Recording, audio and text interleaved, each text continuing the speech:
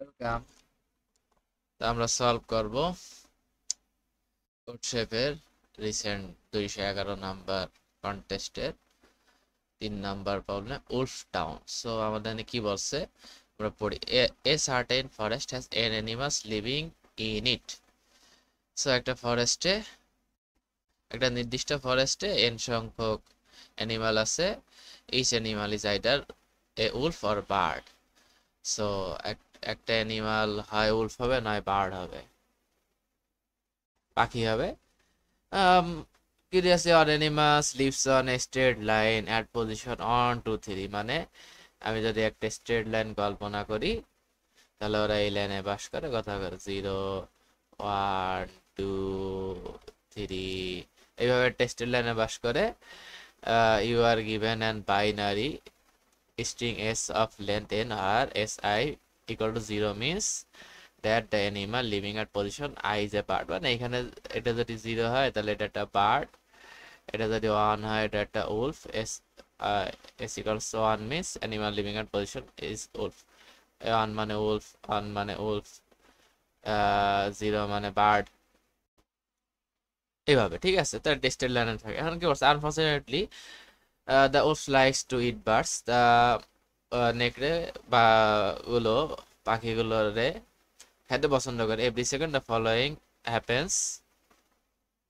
So যেটা হচ্ছে প্রতি সেকেন্ডে যেটা হচ্ছে, for each position X that there is wolf at position X and a bird position X plus one, the wolf at position X will eat it. যেমন এখানে জিরোতে কি, জিরোতে আমার দ্বারা একটা পাখি আছে তাই না, আর ওয়ানে একটা উলফ আছে। তাহলে প্রতি মুহূর্তে এটারে খায়, নেক্সট পাখিটারে খায় ফেলবে।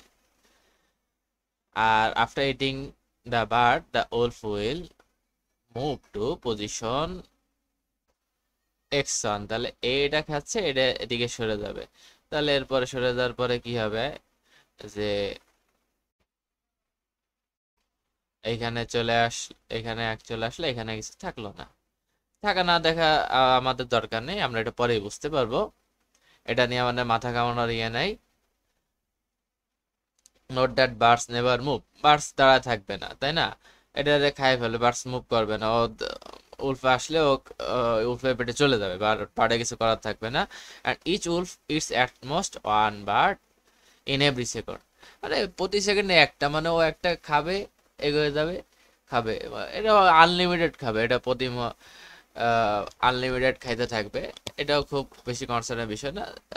এবার কি বলছে, a bird is called safe if it's never gets eaten by wolf. আচ্ছা, আমরা এখান থেকে যেটা বুঝতেছি যে how many birds are safe, তা আমরা এখানে দেখতেছি যে একটা উলফ এখানে কি হচ্ছে,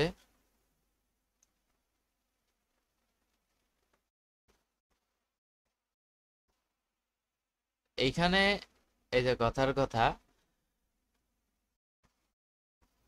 এইখানে একটা উলফ আছে, এই বাকি সবগুলো বার্ড তাই না। তা প্রথম মুহূর্তে এডারে খাবে, খায় এইখানে চলে আসবে ও,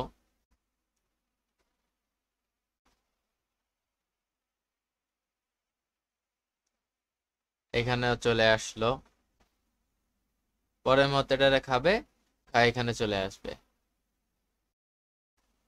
তাহলে এইভাবে এক বা একাধিক উলফ যে কটাই থাকুক, উলফ প্রথমে যেখানে একটা উলফ শুরু হবে, ও কিন্তু যত পরে যতগুলো পাখি থাকবে সবগুলো খেয়ে ফেলবে। এখন বলছে যে কতগুলো পাখি সেফ থাকবে। তা আমরা দেখি যে এখানে আমরা একটা এক্সাম্পল দেখি যে এইখানে এইখানে একটা পাখি আছে, এইখানে একটা পাখি আছে, এই একটা উলফ, এই একটা উলফ, এই একটা পাখি, এই একটা উলফ। এখন এই উলফটা ডানে খেতে পারবে না, ডানে ডানে কিছু নাই, ও খেতে পারবে না। এই এই যে একটা পাখি আছে, এটা দিয়ে খাই ফেলবে তাই না, তারপরে এইখানে চলে যাবে। আর এই যে দুইটা পাখি, এর আগে কি কোনো উলফ আছে? এর আগে কিন্তু কোনো উলফ নাই। তাহলে প্রথম উলফ আমরা পাইলাম কোথায়? এখানে প্রথম উলফের আগে। তাহলে দেখেন যে প্রথম উলফের আগে যে কয়টা পাখি থাকবে সে কয়টা পাখিতে তো খাওয়া পসিবল না, তাই না? তাহলে আমাদের বের করতে হবে যে প্রথম উলফ পার আগ পর্যন্ত কতগুলো পাখি আছে, এটা বের করাই আমাদের জন্য যথেষ্ট। সো আমরা এই একটা একটা টেস্ট কেস দেখি যে এইখানে প্রতিটাই হলো পাখি, তাই না? কোনো উলফ নাই, তাহলে যেহেতু কোনো উলফ নাই টোটালি, তাহলে এখানে তারা সেফ। এরপরে এখানে দুটো উলফ আছে, পাখি নাই, তাহলে এখানে জিরো। তাহলে পাখি নাই, পাখি সংখ্যা জিরো, তাহলে জিরো সংখ্যা পাখি। এইখানে এই এক্সাম্পলটা একটু ব্যাখ্যা করে দিই যে এইখানে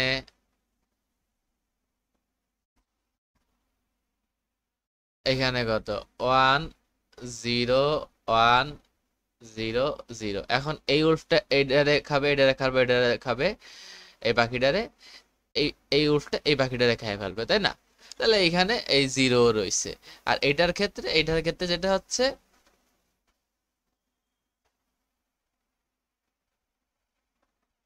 এটার ক্ষেত্রে যেটা হচ্ছে 0 1 0 0। এই উল্ফ এই দুইটা পাখিরে খায় ফেলবে, বাট এটা এখানে রয়েছে, এর আগে কোনো উল্ফ নাই, তাহলে এটা সেফ। তাহলে এখানে অ্যান্সার হলো 1। সো আমাদের এটা বের করলে হচ্ছে। এখন আমরা কোড পার্টের দিকে যাই।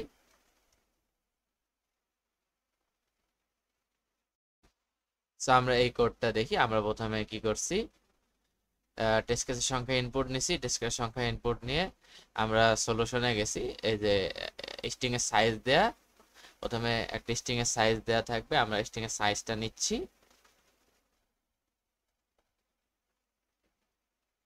এই যে স্ট্রিং এর সাইজ আমাদের ইনপুট ফরম্যাটে কি বলছে, টি দেয়া থাকবে, কতগুলো টেস্ট কেস, এরপর স্ট্রিং এর সাইজ, আর তারপর স্ট্রিংটা দেয়া থাকবে।